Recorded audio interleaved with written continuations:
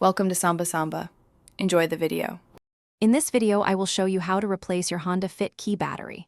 First, you'll need a small flathead screwdriver and a fresh CR1616 battery. This specific battery type is crucial for proper function. Make sure you have a clean, well-lit area to work in, as the components are tiny. This entire process is quite straightforward and should take you less than 5 minutes from start to finish, getting your key fob working perfectly again. Now, let's open up your key fob.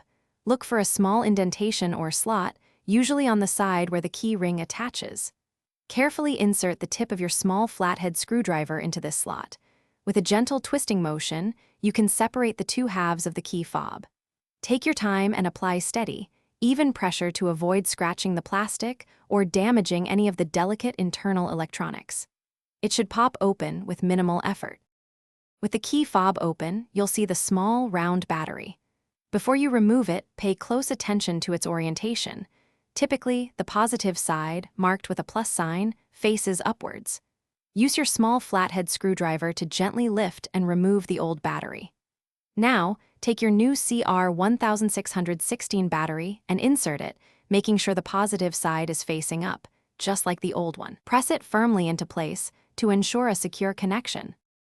Finally, it's time to reassemble your key fob. Carefully align the two halves of the casing, ensuring all the internal components are properly seated. Gently press the halves together until you hear a satisfying click, indicating they are securely closed. Once reassembled, take a moment to test all the buttons on your key fob, such as lock, unlock, and panic, to confirm everything is working correctly. Your Honda Fit key fob now has a fresh battery and is ready to go. Thanks for watching. Consider subscribing if we helped you.